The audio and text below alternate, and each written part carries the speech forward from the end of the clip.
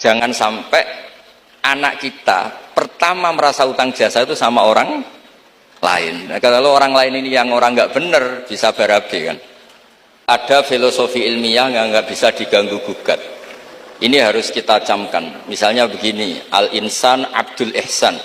Manusia itu pasti mudah diperbudak atau dikalahkan oleh kebaikan.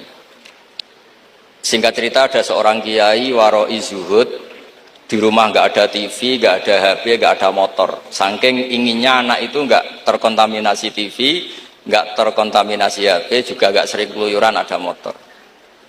Tapi apa yang terjadi? Anaknya ini malah pertama punya HP atau memakai HP dipinjemin temannya. Kebetulan temannya itu tidak sholat.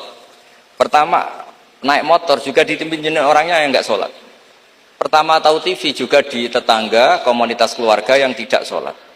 Sehingga perasaan anak ini hanya punya utang jasa sama orang yang tidak sholat. Lama-lama kenangannya apa? Ternyata orang yang tidak sholat itu lebih manusiawi ketimbang yang sholat. Singkat cerita anak ini akhirnya nggak sholat. Ketika anaknya itu nggak sholat, orang tuanya itu coro jawan itu tobat, minta maaf sama bapak, sama saya. Era kiai saya minta, karena melihat Mbah Maimun itu di rumahnya ya ada TV, bapak saya di rumah ada TV, juga ada motor.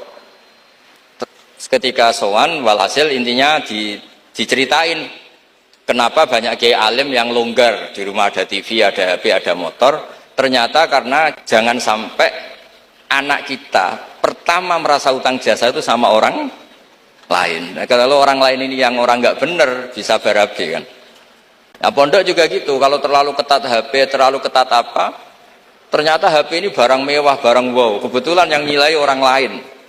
Dan akhirnya santri ini merasa utang jasa sama orang. Nah, ya kalau orang lain ini tepaan orang soleh, kalau enggak.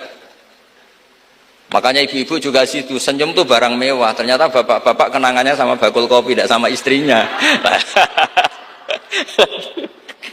Akhirnya yang diingat ya bakul kopi, karena senyum itu mewah. Ini sekaligus jawab pertanyaan yang enak, minta keadilan. Saya juga minta keadilan. Ya itu sudah komplit, jawaban itu sudah. Pokoknya kita kondisikan al-insan abdul ihsan. Jadi itu tidak bisa ndak. Makanya ngelola anak-anak itu ya harus hati-hati, ngelola istri, ngelola suami, ngelola komunitas masyarakat. Kenapa kiai itu harus dermawan? Kenapa orang baik harus dermawan?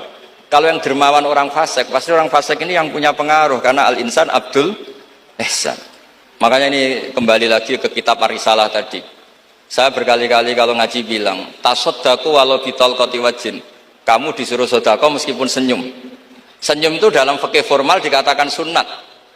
Tapi dalam konteks sudah kompetisi, itu bisa wajib. Di rumah nggak pernah ada senyum, di warung kopi ada senyum terus. Kira-kira menang mana? Sama. Ketemu preman, disuguhi kopi, senyum. Sowan kiai diamu itok. Akhirnya masyarakat mau ke preman karena di sini lebih dimanusiakan ketimbang kalau sowan kiai dimarah-marahin tok. Akhirnya konsep Nabi Tolkoti Wajin tidak lagi kita katakan sunnah tapi wajib. Makanya berarti ibu-ibu senyum sama suaminya wajib. Tapi kalau disenyumin terus ya wong lanang ya dablek itu dikira nggak pernah salah. Berarti marah juga. Ya sudah, tidak usah diwajibkan, sudah dilakukan, alhamdulillah.